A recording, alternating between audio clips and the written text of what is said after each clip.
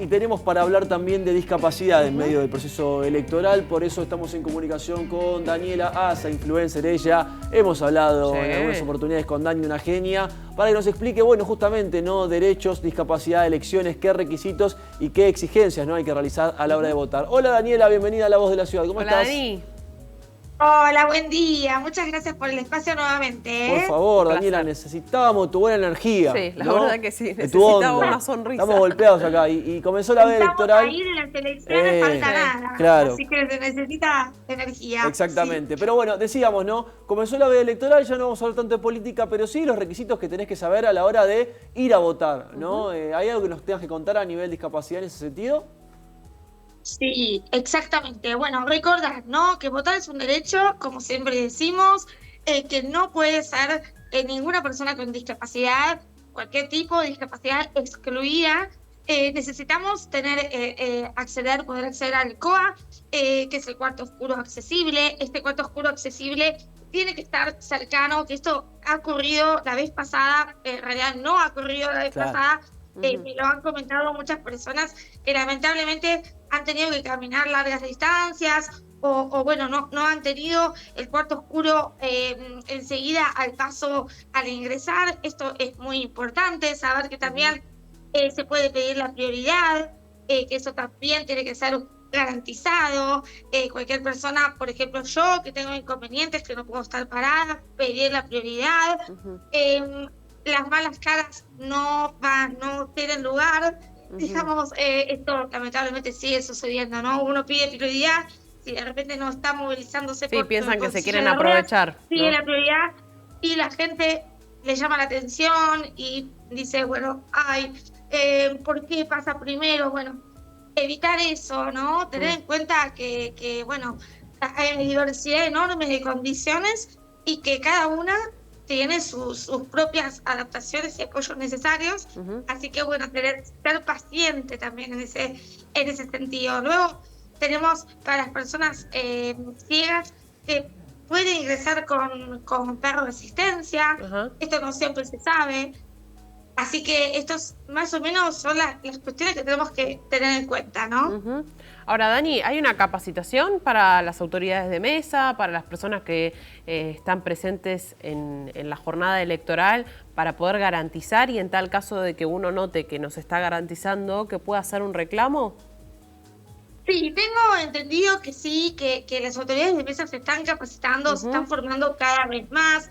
De hecho, elección tras elección se ve este avance, por suerte, afortunadamente.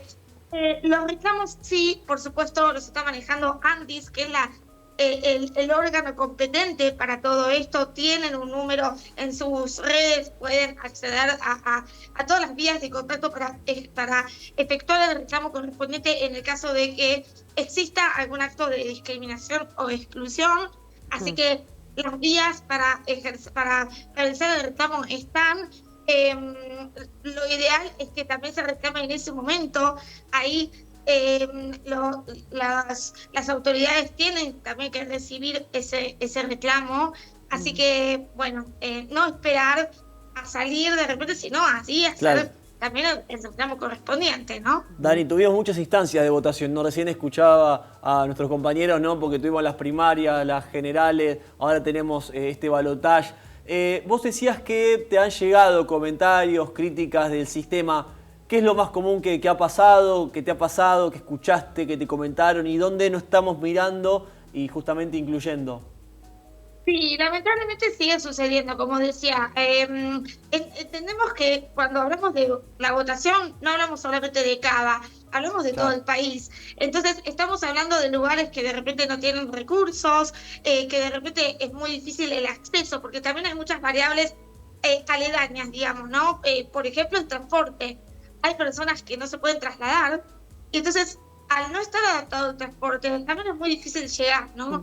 Entonces, por ejemplo, hay cuestiones que tienen que ver con no el espacio en sí mismo, sino el padrón, por ejemplo, que las personas con discapacidad puedan tener un lugar de elección cercano a su domicilio. Eso no sucede. Hoy en día no se está teniendo un buen relevamiento de las personas con discapacidad para que de repente, bueno, tal persona con discapacidad, bueno, pueda votar cerca de su domicilio y no le signifique tomarse un colectivo o auto, que muchos no tienen, por supuesto. Entonces, entender que cuando hablamos de esto, hablamos de una diversidad enorme y empezar a hilar más fino en estas cuestiones. Y luego sí, me llegan muchos reclamos en el momento, que yo siempre en el momento hago como, bueno, ¿qué te está pasando? ¿Cómo lo estás viviendo? Y sí, llegan de todo, bueno, personas que les anulan estos derechos, ¿no? Que no les dejan pedir la prioridad, o que no bajan la urna si está arriba.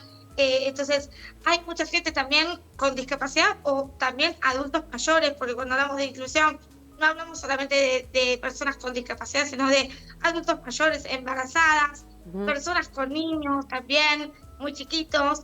Entonces, a veces el temor o tantos prejuicios hace que la gente no se anime, pero saber que es un derecho y que tiene que ser garantizado, ¿no? Esto es muy importante. Sí, por eso también es tan importante poder hablarlo, porque así también invita a romper un poco esa barrera que se genera para con las personas con discapacidad, como si hubiera que excluirlas o si hubiera que mirar para otro lado. Digo, me parece que hay que seguir trabajando en esa construcción y que no tengamos que hablar ni siquiera de inclusión como tal, ¿no? Porque es como, me parece que no hay alguien a quien incluir. Ojalá llegue el día en que no hablemos de inclusión, sino de convivencia, ¿no? Exactamente. Hoy día es muy necesario hablar, porque hay grupos excluidos todavía de la sociedad, pero ojalá que un día podamos hablar de que todos estamos conviviendo y que todo está adaptado.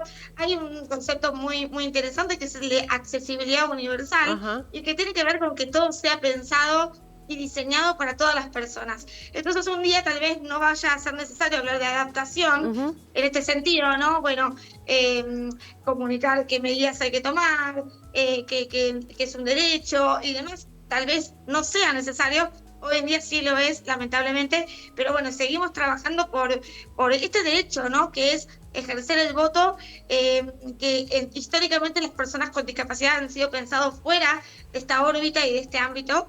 Y no, la verdad es que las personas con discapacidad queremos votar, queremos pronunciarnos, queremos expresarnos y se nos deben facilitar los apoyos para eso, ¿no? Y Dani, recién nos mencionabas varios puntos, ¿no? De cómo tendrían que estar ambientadas las escuelas y todo para que realmente sea una jornada práctica para absolutamente todos. ¿Hay algún otro detalle que quizás todavía no está en consideración, pero a vos te gustaría que en algún momento se implemente?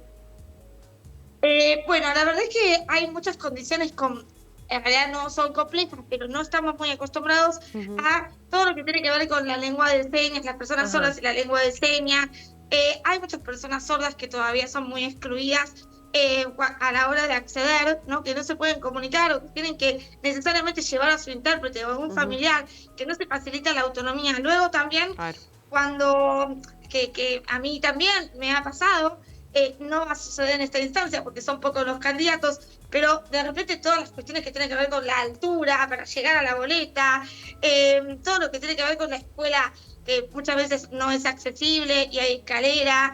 Entonces, bueno, entender que tenemos que los ámbitos en donde se ejercen las elecciones tienen que ser accesibles, ¿no? También hay muchas condiciones como el autismo que necesitan de todo lo que tiene que ver con pictogramas.